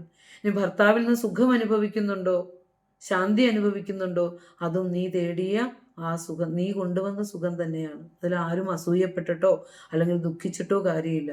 നല്ല കർമ്മങ്ങൾ ചെയ്തുകൊണ്ട് സമർപ്പിതമായി ഈശ്വരൻ മാത്രമേ സത്യമുള്ളൂ എന്ന് സമർപ്പിതമായി നമ്മൾ ജീവിക്കുമ്പോൾ നമ്മുടെ ആഗാമിയും സഞ്ചിതവും പ്രാരബ്ധവുമായിട്ടുള്ള കർമ്മങ്ങളെല്ലാം ഒടുങ്ങും. അതാണ് നമ്മൾ മനസ്സിലാക്കേണ്ടത്. അപ്പോൾ ദേശകാലങ്ങൾക്ക് നമ്മൾ മനസ്സിലാക്കേണ്ടത് വ്യാപകതയാ ദിശാമസ്തിത്വാദ് എന്ന സൂത്രം ചർച്ച ചെയ്യുമ്പോൾ നമ്മൾ വിചാരിക്കേണ്ടത് ദേശകാലങ്ങൾക്ക് പരമാത്മസത്തയെ ആശ്രയിക്കാതെ നിലനിൽപ്പില്ല എന്നുള്ളൊരു കാര്യം തന്നെ അറിയണം. ആകാശം എന്ന പഞ്ചഭൂതത്തിന് എങ്ങും നിറഞ്ഞിരിക്കുന്ന സ്വഭാവമുണ്ട്. പക്ഷേ അത് ആത്മാവെന്ന ആ സർവാധിഷ്ഠാനത്തിൽ തന്നെയാണ് ആകാശം നിലനിൽക്കുന്നത്. അപ്പോൾ അതുകൊണ്ടാണ് പറഞ്ഞത് ആത്മാവിന്റെ വ്യാപകതയെ ആ ആകാശത്തിന്റെ വ്യാപകതയിലേക്ക് ചേർത്ത് വെച്ചുകൊണ്ട് ഗുരു നമുക്ക് പറഞ്ഞു തന്നത്. ആകാശത്തിനെ ഇറക്കിക്കൊണ്ടുവരികയല്ല, ആകാശത്തിന്റെ സർവ്വവ്യാപിത്വത്തിലേക്ക് ആത്മാവിന്റെ സർവ്വവ്യാപിത്വം എടുത്തു വെച്ചുകൊണ്ട് ഗുരു നമ്മൾ കണ്ടുപഠിച്ച വസ്തുവിനെ ചേർത്ത് വെച്ചുകൊണ്ട് തന്നെ ആത്മാവിന്റെ സർവ്വവ്യാപിത്വവും സർവ അധിഷ്ഠാനത്വവും നമുക്ക് പറഞ്ഞു തരികയാണ്. അപ്പോൾ ആത്യന്തികമായി നമ്മളെ പരമലക്ഷ്യത്തിലേക്ക് കൊണ്ടുപോവുകയാണ് കേട്ടോ ഗുരു. മനസ്സിലാകുന്ന സൂത്രങ്ങൾ മാത്രം പഠിച്ചാൽ മതി, അല്ലാത്തത് നന്നായി ചൊല്ലി ധ്യാനിച്ചാൽ മാത്രം മതി. അതിൻ്റെ വെളിവ് അല്ലെങ്കിൽ അർത്ഥം നമുക്ക് കാലക്രമത്തിൽ ഭഗവാൻ തന്നെ ഇത് തന്ന പോലെ, ഇത് കേൾക്കാൻ അനുവദിച്ച പോലെ കാലക്രമത്തിൽ അതും നമുക്ക് തെളിയിച്ചു തരും. ഒരു സംശയവും 3 തലമുറ കഴിഞ്ഞല്ലോ, നമുക്കിതിനെക്കുറിച്ച് ചിന്തിക്കാൻ പോലും നമുക്ക് സാധിച്ചില്ല. ഈ 3 തലമുറയൊക്കെ കഴിഞ്ഞപ്പോഴാണ്, ഏകദേശം 100 വർഷത്തോട് അടുക്കുമ്പോഴാണ് ഇതൊക്കെ നമ്മുടെ കയ്യിൽ കിട്ടിയതല്ലേ. മനുഷ്യൻ ഇനിയെങ്കിലും പരിവർത്തനത്തിന് വിധേയമാകേണ്ടതുണ്ട്. മഹാഗുരുക്കന്മാർ തന്നതിനെ സ്വീകരിച്ചുകൊണ്ട് നമ്മുടെ ജീവിതത്തിൻ്റെ ഇരുട്ടിനെ മാറ്റി ആ വെളിച്ചത്തിലേക്കുള്ള വഴി, ആ യാത്ര തുടരേണ്ടതുണ്ട്. തീർച്ചയായും അതിനെ നമുക്ക് നീക്കി വെക്കാനുള്ള സമയമൊന്നുമില്ല. അപ്പോൾ ദിക്കുകൾക്ക് വ്യാപകതയുണ്ടെന്നാണ് പറയുന്നത്. ദിക്കുകൾ എല്ലാ വശത്തേക്കും ദിക്കുകൾ വ്യാപിച്ചു പോകുന്നുണ്ട്. ഏതുവരെ പോകുന്നു എന്നറിയില്ല. തുടക്കവും ഒടുക്കവും നമ്മൾ പറഞ്ഞു അവനവനിൽ തന്നെയാണ് തുടക്കവും ഒടുക്കവും എന്ന് പറഞ്ഞു. 4 ദിക്കുണ്ട്. ഏതൊക്കെയാ? തെക്ക്, വടക്ക്, കിഴക്ക്, പടിഞ്ഞാറ്. അതുകൂടാതെ വടക്ക് കിഴക്കെന്നും തെക്ക് കിഴക്കെന്നും വടക്ക് പടിഞ്ഞാറെന്നും തെക്ക് പടിഞ്ഞാറെന്നും 4 ദിക്കുകളും കൂടി ചേർത്താൽ 8 ദിക്കുകൾ ഉണ്ടെന്ന് നമുക്ക് പറയാം. അങ്ങനെ ദിക്കുകൾ എല്ലാ വശത്തേക്കും വ്യാപിച്ചു പോകുന്നു. എല്ലാ വശത്തേക്കും വ്യാപിച്ചു പോകുന്ന ഈ ദിക്കുകൾ ഇരിക്കുന്നത് ആകാശത്തിലാണ്. ആകാശമാണ് അതിനെ സ്പേസ് കൊടുക്കുന്നത്. ആകാശം ഇരിക്കുന്നത് അറിവിലാണ്. ഉപനിഷത്തൊക്കെ യാജ്ഞവൽക്യനൊക്കെ അത് ചർച്ച ചെയ്യുന്നുണ്ടല്ലോ. ആകാശത്തിന്റെ അധിഷ്ഠാനം എവിടെ? സ്വേ മഹിംനീ സ്ഥിതഃ, സ്വന്തം മഹിമാവിലാണ് ഇരിക്കുന്നത് എന്ന് അവിടെ യാജ്ഞവൽക്യം മറുപടി പറഞ്ഞു കൊടുക്കുന്നുണ്ട്. അപ്പോൾ ആ ചർച്ചയിൽ അങ്ങനെ ഒരു സംസാരം വരുന്നുണ്ട്. അപ്പോൾ എല്ലാത്തിനും ഇരിക്കാൻ ഇടം കൊടുക്കുന്നത് ആകാശമാണ്. ആകാശം ഇരിക്കുന്നത് അറിവിൽ മാത്രമാണ് എന്ന് പറയാനേ നമുക്ക് പറ്റൂ. അതുകൊണ്ടാണ് ആകാശത്തെയും ബ്രഹ്മത്തെയും പര്യായവാചി ശബ്ദങ്ങളായി ഉപനിഷത്തുക്കൾ പറഞ്ഞു തരുന്നത്. അപ്പോൾ ദിക്കുകൾ ഉൾപ്പെടെയുള്ള സകലതിനും ഇരിക്കാൻ, ഓഡിയോ ഒന്ന് മ്യൂട്ട് ചെയ്യണേ. ദിക്കുകൾ ഉൾപ്പെടെയുള്ള സകലതിനും ഇരിക്കാൻ ഇടം കൊടുക്കുന്ന ആകാശം ഇരിക്കുന്നതും അറിവിലാണ്. സകലതും അറിവിലാണ് ഇരിക്കുന്നത് എന്നർത്ഥം. അതുകൊണ്ടാണ് ഗുരു പറഞ്ഞത് അറിവിലടങ്ങും അഭേദമായി ഇതെല്ലാം എന്ന് പറഞ്ഞത്. ഇവിടെ അഥർവവേദത്തിൽ ഒരു ഭാഗം പറയുക കേട്ടോ. ഒന്ന് വെറുതെ കുറിച്ച് വെച്ചോ. കുറിച്ച് വെക്കുന്നെന്ന് പറയുന്ന മാത്രം നിങ്ങൾ നോട്ട് ചെയ്താൽ മതി.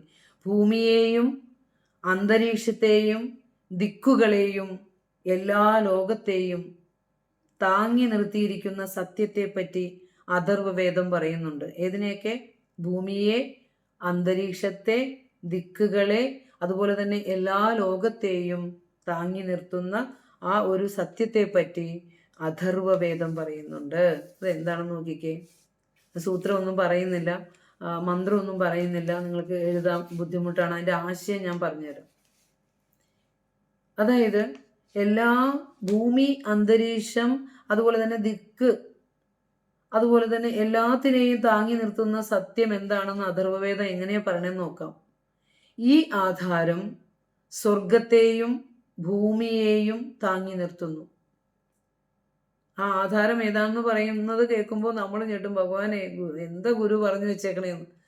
അഥർവവേദീയമായ ഒരു മന്ത്രം ഇവിടെ പറയുകയാണ്, കോട്ട് ചെയ്യുകയാണ്. ഈ ആധാരം സ്വർഗത്തെയും ഭൂമിയെയും താങ്ങി നിർത്തുന്നു. സർവാധിഷ്ഠാനമായ ഈ ആധാരം സ്വർഗത്തെയും ഭൂമിയെയും താങ്ങി നിർത്തുന്നു. പിന്നെ പറയാണ്, ഈ ആധാരം അന്തരീക്ഷത്തെ താങ്ങി നിർത്തുന്നു. എടുത്തെടുത്താണ് ഉപനിഷത്ത് പറയണത്. സ്തംഭോദാധാര എന്ന് പറഞ്ഞുകൊണ്ട് പറയുന്ന ആ മന്ത്രം പറയുന്നില്ല, അർത്ഥം നിങ്ങൾക്ക് ആവശ്യമുള്ളൂ. അന്തരീക്ഷത്തെ താങ്ങി നിർത്തുന്നു. ഈ ആധാരം സർവ ദിക്കുകളിലും സർവഭുവനങ്ങളിലും വ്യാപിച്ച് നിറഞ്ഞു നിൽക്കുന്നു. സ്വർഗത്തെയും ഭൂമിയെയും താങ്ങി നിർത്തുന്നു, അന്തരീക്ഷത്തെ താങ്ങി നിർത്തുന്നു, ആ എല്ലാ ദിക്കുകളെയും സകല ഭുവനങ്ങളിലും വ്യാപിച്ച് നിറഞ്ഞു നിൽക്കുന്നു. സർവ ദിക്കുകളിലും സർവഭുവനങ്ങളിലും ഈ ആധാരം വ്യാപിച്ച് നിറഞ്ഞു നിൽക്കുന്നു. ഈ ആധാരം തന്നെയാണ് ദിക്ക്. കണ്ടോ? ഈ ആധാരം തന്നെയാണ് ദിക്ക്. ഒരുപക്ഷെ കേരളത്തിലെ ഇത്രയും ആഴത്തിൽ പഠിക്കുന്ന ഒരു പഠിതാക്കൾ ഇത് മാത്രം ആയിരിക്കാമെന്ന് ഞാൻ സങ്കല്പിക്കുകയാണ്. ഇത്രയും ആഴത്തിൽ ആരെങ്കിലും പഠിച്ചിട്ടുണ്ടോ എന്നുള്ളത് ഉണ്ടെങ്കിൽ നിങ്ങളൊന്ന് പറയണം കേട്ടോ. കാരണം അതുകൊണ്ട് വലിയൊരു ക്രെഡിറ്റാണ് നിങ്ങൾക്ക് കിട്ടാൻ പോകുന്നത്. ഇതിനെയൊക്കെ അർത്ഥം ചെവിയിലേക്ക് നമുക്ക് ആഴത്തിൽ മനസ്സിലായില്ലെങ്കിലും നമുക്ക് ഇതൊക്കെ എന്നെ കേട്ടു ഭഗവാനെ, ഞാൻ കേട്ടു, അങ്ങ് പറഞ്ഞു വെച്ച സൂത്രം എന്താണെന്ന് ഞങ്ങളൊന്ന് പറയാൻ ശ്രമിച്ചു, ചെവി കൊണ്ട് കേട്ടു, എൻ്റെ ഹൃദയത്തിലെത്തി. ഇനി എനിക്ക് വെളിച്ചമാകണം. അതാണ് പ്രാർത്ഥിക്കാനുള്ളത്. അപ്പോൾ നമ്മൾ പൂർണ്ണമായും ആ ഗുരുവിലേക്ക് സമർപ്പിതമാകുന്നത്. അപ്പോൾ ഈ ആധാരം തന്നെയാണ് ദിക്ക്. കണ്ടോ? അഥർവവേദം പറയുക, അത് തന്നെയാണ് ബ്രഹ്മം, അത് തന്നെയാണ് ആത്മാവ്. ആലോചിച്ച് നോക്കിയേ.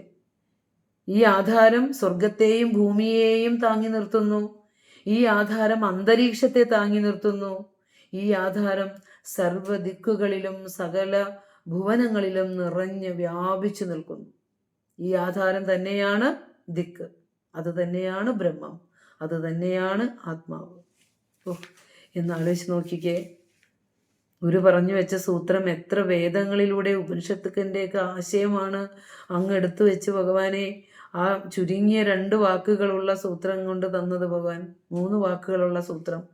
അതുപോലെ ബൃഹദാരണ്യക ഉപനിഷത്തിൽ യാജ്ഞവൽക്യ മഹർഷി എപ്പോഴും ജനക മഹാരാജാവിൻ്റെ കൊട്ടാരത്തിലുണ്ടാവും.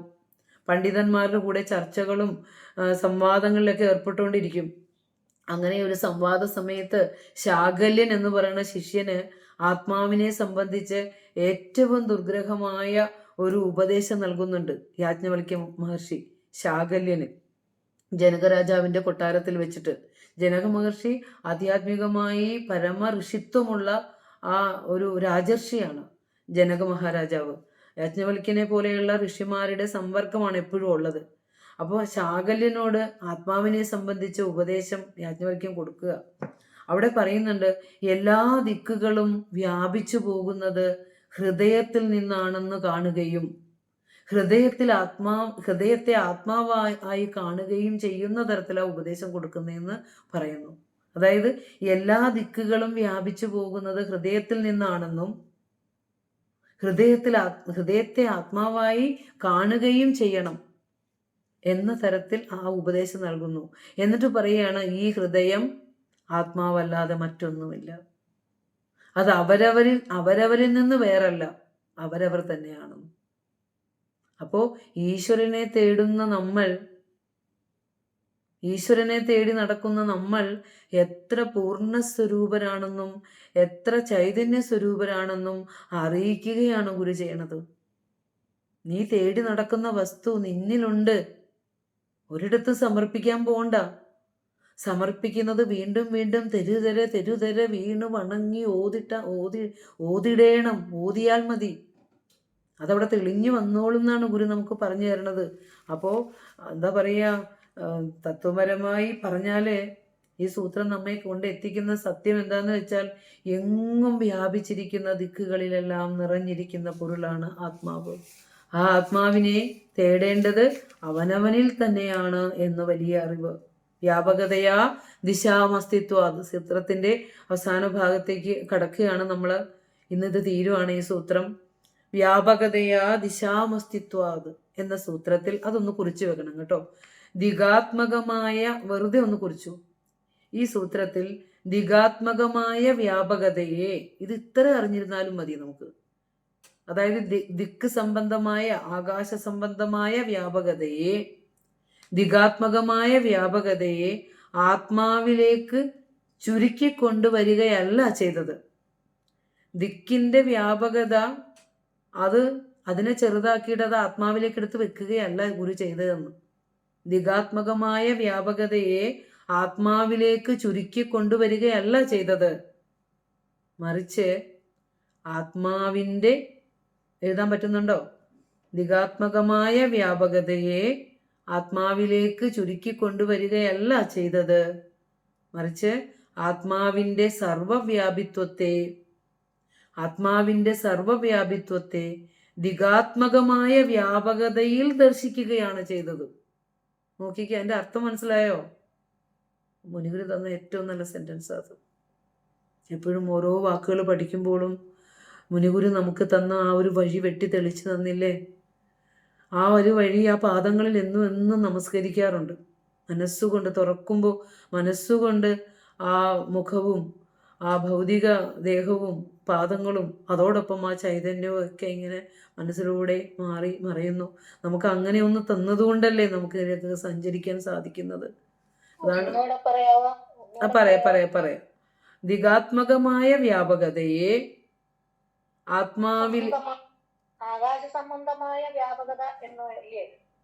അതായത് അതിന്റെ സൂത്രം മനസ്സിലാക്കുക. അതിന്റെ കാര്യം എന്ന് വെച്ചാൽ, ദിക്കിന്റെ വ്യാപകതയെ എന്താ ആത്മാവിലേക്ക് ചുരുക്കി കൊണ്ടുവരിക എന്ന് പറഞ്ഞാൽ, ആത്മാവിലുള്ള ഒരു ചെറിയ വസ്തുവാണ് ആകാശം എന്ന് പറയുകയല്ല ചെയ്തത്. മനസ്സിലായോ? ദിക്കിന്റെ വ്യാപകതയെ ആത്മാവിലേക്ക് ചുരുക്കിയിട്ട് അത് ചെറുതാണ് ഇത് വലുതാണെന്നല്ല പറഞ്ഞതെന്ന്. ദിഗാത്മകമായ വ്യാപകതയെ ആത്മാവിലേക്ക് ചുരുക്കി കൊണ്ടുവരികയല്ല ചെയ്തത്, മറിച്ച് ആത്മാവിൻ്റെ സർവവ്യാപിത്വത്തെ, ആത്മാവ് സർവവ്യാപിയാണ്, ആ ദിക്കും സർവവ്യാപിയാണ്, ആ വ്യാപകതയിൽ ദർശിക്കുകയാണ് ചെയ്തത്. ഓരോ പൊരുളിലും ആത്മാവിനെ കാണുകയാണ് ചെയ്തതെന്നർത്ഥം. എഴുതിയോ അത്? ത്വത്തെ ദിഗാത്മകമായ വ്യാപകതയിൽ, ദിക്കിന്റെ വ്യാപകതയിൽ എന്ന് എഴുതിയാലും മതി. ദിക്കിന്റെ വ്യാപകതയിൽ ദർശിക്കുകയാണ് ഗുരു ചെയ്തത്. എന്നുവെച്ചാൽ അർത്ഥം എന്താ ഒന്ന് പറഞ്ഞേ. ദിക്കിനെ ആത്മാവിൽ ഒടുങ്ങുന്ന പഞ്ചഭൂതങ്ങളിൽ ഒന്നാണെന്ന് പറയാതെ, ആ ആകാശം എങ്ങും നിറഞ്ഞിരിക്കുന്ന ആ ആകാശത്തിലെല്ലാം നിറഞ്ഞിരിക്കുന്ന പൊരുളാണ് ആത്മാവെന്ന രീതിയിൽ നമുക്ക് പറഞ്ഞു തന്നു. അപ്പൊ നമ്മൾ കാണുന്നത് ഈ ആകാശത്തേക്കല്ലേ, പഞ്ചഭൂതങ്ങളൊക്കെയല്ലേ. അപ്പൊ അതിന് ചൈതന്യമായിരിക്കുന്ന ആധാരസത്തെയാണ് ഗുരു നമുക്ക് പറഞ്ഞു തരുന്നത്. ഇനി നമുക്ക് ഒരു റെഫറൻസ് ആണ് ആത്മോപദേശ ശതകം 61 ശ്ലോകം ഒന്ന് എഴുതി വെക്കുക കേട്ടോ. ആത്മോപദേശ ശതകം 61 വെളിവിഷയം. അതൊന്ന് വേഗം ഗ്രന്ഥം എടുത്ത് പിടിക്കുക. വെളിവിഷയം വിലസുന്നു വേറുവേറായി, അളവിടുമിന്ദ്രിയമാർന്നു തൻ്റെ ധർമ്മം, ജലതയതിങ്ങു ദിഗംബരാദിനാമാവലിയൊടുയർന്നറിവായി മാറിടുന്നു. വെളിവിഷയം വിലസുന്നു വേറുവേറായി, അളവിടുമിന്ദ്രിയമാർന്നു തൻ്റെ ധർമ്മം, ജലതയതിങ്ങു ദിഗംബരാദിനാമാവലിയൊടുയർന്നറിവായി മാറിടുന്നു. നോക്കൂ, വെളി വിഷയം, പുറത്ത് കാണുന്ന വസ്തുക്കൾ, വിഷയങ്ങൾ ഏതൊക്കെയാ? ശബ്ദ, സ്പർശ, രൂപ, രസ, ഗന്ധം. ഈ 5 വിഷയങ്ങളേ ഉള്ളൂ. പഞ്ചേന്ദ്രിയങ്ങൾ കൊണ്ട് അറിയുന്ന 5 വിഷയങ്ങൾ, പഞ്ചഭൂതങ്ങളുടെ ഗുണങ്ങൾ ഏതൊക്കെയാ? ശബ്ദം, സ്പർശം, രൂപം, രസം, ഗന്ധം. ഈ പുറമേ കാണുന്ന പദാർത്ഥങ്ങൾ എന്താ? അവയെ വേർതിരിച്ച് കാണുന്ന ഇന്ദ്രിയങ്ങളോട് ചേർന്നാ വർത്തിക്കണേന്ന്. വേറുവേറായി അളവിടും ഇന്ദ്രിയമാർന്നു നിൽക്കുന്നു. കണ്ണ് കാണുന്നത് രൂപം മാത്രം, ചെവി കേൾക്കുന്നത് ശബ്ദം മാത്രം. ചെവിക്ക് ഒരിക്കലും കാഴ്ചകളെ കാണാൻ പറ്റില്ല, രസം അറിയാൻ പറ്റില്ല. 5 ഇന്ദ്രിയങ്ങൾ ഓരോരോ ഓരോരോ ധർമ്മങ്ങളിൽ, ഓരോരോ ഗുണങ്ങളിൽ മാത്രം വ്യാപരിക്കുന്നു. എന്നിട്ട് ഏകമായ ആ പൂർണ്ണതയെ കൊച്ചു കൊച്ചു കൊച്ചു അറിവുകളാക്കി മാറ്റിക്കളയുന്നു. അതാണ് വെളി വിഷയം വേറുവേറായി വിലസുന്നു. പുറമേ കാണുന്ന പദാർത്ഥങ്ങളാണ് വെളി വിഷയം. അവയെ വേർതിരിച്ച് കാണുന്ന ഇന്ദ്രിയങ്ങളോട് ചേർന്നാ വർത്തിക്കണേ. രൂപങ്ങളെല്ലാം കണ്ണിനോട് ചേർന്ന്, ശബ്ദങ്ങളെല്ലാം ചെവിയോട് ചേർന്ന്, ഗന്ധങ്ങളെല്ലാം മൂക്കിനോട് ചേർന്ന്, രസങ്ങളെല്ലാം നാവിനോട് ചേർന്ന്, സ്പർശങ്ങളെല്ലാം ത്വക്കിനോട് ചേർന്ന്, ഇനി ചിന്തയെല്ലാം മനസ്സിനോട് ചേർന്നെന്നും വേണേ പറയാം, അല്ലേ? അപ്പോൾ ഈ വെളി വിഷയം വേറുവേറായി വിലസുന്നത് എങ്ങനെയാ? അളവിടും ഇന്ദ്രിയമാർന്ന്. അതിനെ ഓരോ അളന്ന് ഒന്നൊന്നായി എണ്ണി എന്ന് പറയണ പോലെ കണ്ടും കേട്ടും മണത്തും രുചിച്ചും സ്പർശിച്ചും ഒക്കെ നമ്മൾ ഈ പൂർണ്ണതയെ കൊച്ചു കൊച്ചു കൊച്ചു കൊച്ചു അറിവുകളാക്കി മാറ്റുകയാണ്. അത്രയും മനസ്സിലായോ? പുറമേ കാണുന്ന പദാർത്ഥങ്ങൾ അവയെ വേർതിരിച്ച് കാണിക്കുന്ന ഇന്ദ്രിയങ്ങളോട് ചേർന്നാണ് അനുഭവപ്പെടുന്നത്. കണ്ണിന് മാത്രമേ കാഴ്ച എടുക്കാൻ പറ്റുള്ളൂ, രൂപം എടുക്കാൻ പറ്റുള്ളൂ. പക്ഷേ എന്നിട്ട് ഗുരു പറയാണ്, ജളതയതിങ്ങു, തൻ്റെ ധർമ്മം ജളതയതിങ്ങ്. ഇന്ദ്രിയങ്ങളുടെ ധർമ്മം ജഡത്വമാണ്. അത് പറയാൻ മറക്കുന്നില്ല ഗുരു. അജ്ഞതയാണ് ഇന്ദ്രിയങ്ങളുടെ ധർമ്മം, അജ്ഞതയാണ്. ഇന്ദ്രിയങ്ങൾക്ക് ഒരിക്കലും വസ്തുഗ്രഹണ സമർത്ഥമല്ലത്. ഇന്ദ്രിയങ്ങൾക്ക് എങ്ങനെയാണ് കാഴ്ച ലഭിക്കുന്നതെന്ന് വെച്ചാൽ ആത്മശക്തി മാത്രം ആണ്. ആത്മാവിന് പ്രവർത്തിക്കാനുള്ള ഉപകരണങ്ങളാണ് പഞ്ചേന്ദ്രിയങ്ങളും മനസ്സുമൊക്കെ. ആത്മശക്തി കണ്ണിലൂടെ വരുമ്പോൾ മാത്രമേ കാഴ്ച ലഭിക്കുകയുള്ളൂ. കണ്ണുണ്ടെന്ന് പറഞ്ഞിട്ട് കാര്യമില്ലല്ലോ. ആ ഉപകരണം ശക്തമായിരിക്കണം. ആത്മശക്തി പ്രവർത്തിക്കുകയും ചെയ്യുമ്പോൾ മാത്രമേ നമുക്ക് കാഴ്ച കിട്ടുള്ളൂ. അപ്പോൾ ഇവിടെ പറയാണ്, ഇന്ദ്രിയത്തിന്റെ ധർമ്മം ജലതയാണ്, അജ്ഞാനമാണ്. ആ അജ്ഞാനം ഇങ്ങ് ദിഗംബരാദി നാമാവലിയോട് ഉയർന്ന അറിവായി മാറിടുന്നു. നോക്കൂ, അത് പറയാനാണ് നമ്മൾ ഈ ശ്ലോകം കൂട്ടിയത്. ഈ അജ്ഞത, ഇന്ദ്രിയങ്ങളുടെ ധർമ്മം അജ്ഞതയാണ്. കാരണം അവയ്ക്ക് സ്വയമേ പ്രവർത്തിക്കാൻ കഴിവില്ല. ഈ അജ്ഞത ഈ ലോകത്ത് ദിക്ക്, ആകാശം തുടങ്ങി നാമങ്ങൾ അംഗീകരിച്ചുകൊണ്ട്, ദിഗംബരാദി നാമാവലിയോട്, ദിക്ക്, ആകാശം തുടങ്ങി ആ നാമങ്ങൾ അംഗീകരിച്ചുകൊണ്ട് ഓരോ പദാർത്ഥബോധമായി പ്രകാശിക്കുന്നു. ഈ പദാർത്ഥബോധത്തിനപ്പുറം ഒരു പരമമായ ബോധം വേണം. അതിൻ്റെ അർത്ഥം ഒന്നും കൂടി വിശദീകരിച്ച് തരാം. അത് കഴിഞ്ഞാൽ നമ്മുടെ സൂത്രം തീർന്നു. നോക്കാം. അപ്പോൾ കുട്ടികളുടെ ഒരു പ്രാർത്ഥന വേണം, അതിന് വേണ്ടിയിട്ടാണ്. നോക്കൂ, അതൊന്നും കൂടി ആ ശ്ലോകത്തിൻ്റെ അർത്ഥം നന്നായി പഠിക്കണം കേട്ടോ. നമ്മൾക്ക് അനുഭവിച്ച് നമ്മൾ അനുഭവിച്ചറിയുന്ന ഒരു വസ്തുതയാണ് ഗുരു പറയുന്നത്. ഓരോരുത്തരുടെയും ഉള്ളിൽ പ്രകാശിക്കുന്ന ബോധം അതുണ്ടെന്നെങ്കിലും ആദ്യം അറിയണം കേട്ടോ. എനിക്ക് ബോധമില്ലെന്നൊക്കെ നമ്മൾ പറയരുത്. നല്ല ബോധത്തിലിരിക്കുന്ന, പരമബോധത്തിലാണ് ഓരോരുത്തരും ഇരിക്കണേ. പക്ഷെ പരമബോധത്തിലാണ് നമ്മൾ ഇരിക്കുന്നതെന്നുള്ള അജ്ഞത നമുക്കുണ്ട്. അതാണ് ഇതിൽ പറയണത്. അപ്പോൾ ഓരോരുത്തരുടെയും ഉള്ളിൽ പ്രകാശിക്കുന്ന ബോധം പഞ്ചേന്ദ്രിയങ്ങളിലൂടെ പുറത്തു വരുമ്പോഴാണ് നമ്മൾ വിവിധ ദൃശ്യങ്ങൾ കാണുന്നത്.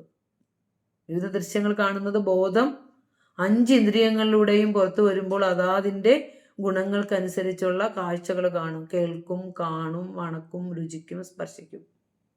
ഇത് ഇന്ദ്രിയങ്ങൾ വേറായി പ്രവർത്തിക്കുന്നത് കൊണ്ടാണ്. അപ്പോൾ ഇന്ദ്രിയങ്ങൾ അജ്ഞാനധർമ്മത്തോട് കൂടിയതാണ്. എൻ്റെ കണ്ണുകൊണ്ട് ഞാൻ കണ്ടതാന്ന് പറയും, അല്ലേ? എൻ്റെ കണ്ണുകൊണ്ട് കണ്ടതേ ഞാൻ വിശ്വസിക്കും എന്നൊക്കെ നമ്മൾ പറയും. അപ്പോൾ യഥാർത്ഥ കാഴ്ചക്കാരനെ ആരും കാണുന്നില്ല. ഞാനെന്ന അഹന്തയാണ് കണ്ടതെന്ന് പറയും. ഈ അഹന്തയ്ക്ക് അപ്പുറമുള്ള പരമബോധത്തെ നമ്മൾ ആരും അറിയുന്നുമില്ല, കാണുന്നുമില്ല. അതിനെ കാണാൻ എന്ന് നമുക്ക് ജ്ഞാനക്കണ്ണുണ്ടാകുന്നുവോ അന്ന് നമ്മുടെ അഹന്ത നെയ്യ് ഉരുകുന്ന പോലെ ഉരുകി പോവും. ഈ അഹന്ത എന്നുരുകും ഭഗവാനെ? ആരെങ്കിലൊക്കെ ഒന്ന് വഴക്ക് പറയുമ്പോൾ പെട്ടെന്ന് വാടിപ്പോകുന്ന ഒരു വാടുന്ന മലരാകാതെ വാടാമലരായിട്ടിരിക്കണം. അതിന് ഈ ഒരു അംശം പോലും ഇല്ലാതെ ആ അഹന്ത അങ്ങ് ഉരുകി ഒലിച്ചു പോകണം. അത് നമുക്ക് അത്രയും വ്യക്തമായി ഈശ്വരപാദങ്ങളിൽ നമുക്ക് സമർപ്പണം ചെയ്യാൻ അറിയണം, സാധിക്കണം. അപ്പോൾ ഇന്ദ്രിയങ്ങൾ അജ്ഞാനധർമ്മത്തോട് കൂടിയതാണ്. അത് എപ്പോഴും ഓർത്തോളണം. കാരണം പൂർണ്ണമായ ചൈതന്യത്തെ അല്പാൽപ അറിവുകളാക്കി വേർതിരിക്കുന്നു, അല്ലേ? കാണലാക്കി, കേൾവിയാക്കി, സ്പർശമാക്കി, രസമാക്കി ഒക്കെ മാറ്റിയത് ഒരേ പൂർണ്ണതയാണ്. അതുകൊണ്ടാണ് ഗുരു അങ്ങനെ പറഞ്ഞത്, ജളതയതിങ് ദിഗംബരാതി നാമാവലിയോടുയർന്ന് അറിവായി മാറിടുന്നു എന്ന് പറഞ്ഞാൽ ഈ ഓരോ ഇന്ദ്രിയങ്ങളും ജളതയാർന്നുകൊണ്ട് ഈ പൂർണ്ണമായ പരബ്രഹ്മത്തെ കാഴ്ചകളും കേൾവികളും രൂപങ്ങളും രസങ്ങളും ഗന്ധങ്ങളും ഒക്കെ ആക്കിക്കൊണ്ട് അതിനെ ഖണ്ഡിതമാക്കി വെച്ചു, അഖണ്ഡതയെ വേർതിരിച്ചു വെച്ചു. അതാണ് ഗുരു ആ ശ്ലോകത്തിലൂടെ പറഞ്ഞത്. അവിടെയാണ് ഈ ദിക്കും ആകാശവും ഒക്കെ ആയിട്ട് ഈ ജളത വന്നു എന്ന് ഗുരു പറയുന്നൊരു ഭാഗമാണ് നമ്മളവിടെ പറഞ്ഞത്. അപ്പോൾ ഇന്ദ്രിയങ്ങളെ വിഷയങ്ങളിൽ നിന്ന് എന്ന് നിവൃത്തമാകുന്നു അന്ന് നമ്മുടെ സ്വഭാവം മാറും, അല്ലെ? അനുഭവത്തിൻ്റെ തലം മാറും, ബോധമായി അത് അവശേഷിക്കും. വിഷയങ്ങളിലേക്ക് മനസ്സ് പോകാതെ എന്ന് നിവൃത്തമാകുന്നു അന്നാണ് നമ്മൾ ആ ബോധത്തിലേക്ക് എത്താൻ നമുക്ക് സാധിക്കുക. ഉപകരണങ്ങൾ വന്നാൽ, ഇന്ദ്രിയങ്ങൾ പ്രവർത്തിക്കാൻ തുടങ്ങിയാൽ വീണ്ടും നമുക്ക് ദിക്ക്, ആകാശം എന്നീ നാമങ്ങൾ വന്ന് പ്രപഞ്ച പ്രതിഭാസമായി അനുഭവപ്പെടുന്നു. അപ്പൊ ദിക്കും ആകാശത്തിന് നല്ല ഈ ബ്രഹ്മവാചക ശബ്ദമായി പറയുമ്പോൾ നമുക്കൊക്കെ പഠിച്ച് മനസ്സിലാക്കാൻ പറ്റുന്ന ഒരു പഞ്ചഭൂതങ്ങളിൽ ഒന്നാണ് ആകാശം. അപ്പോൾ അവിടെ നമ്മൾ പറയേണ്ടത്, ചുരുക്കം പറഞ്ഞാൽ, ദിക്കുകളെന്നോ ആകാശം തുടങ്ങിയ പഞ്ചഭൂതങ്ങളെന്നോ നാമരൂപങ്ങളെന്നോ ഒക്കെ പറയുന്നത് അറിവിൽ പ്രതീതമാകുന്ന ചില ഭാവങ്ങൾ മാത്രമാണ്. പരമാത്മ സത്തയിലെ യാതൊരു തരത്തിലുള്ള ഭാവഭേദങ്ങളും ഇല്ല. ആ അറിവിൽ നമുക്കുണ്ടെന്ന് തോന്നുന്ന പ്രതിഭാസങ്ങൾ മാത്രമാണ് ഈ പറഞ്ഞ കാര്യങ്ങളെല്ലാം തന്നെ. സർവത്തിനും ആധാരമായിരിക്കുന്നത് ഏകമായ സത്യം മാത്രമാണ്. അപ്പോൾ നമുക്കിത് കൺക്ലൂഡ് ചെയ്യാം. വ്യാപകതയാ ദിശാമസ്തിത്വാത് എന്ന സൂത്രം പറയുമ്പോൾ ദിക്കുകൾക്ക് വ്യാപകതയോടുകൂടിയ അസ്തിത്വമുണ്ട്.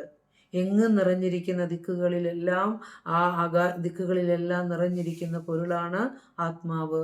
ആത്മാന്യത് കിഞ്ചിത് നാസ്തി സർവം ഖലുതം ബ്രഹ്മ.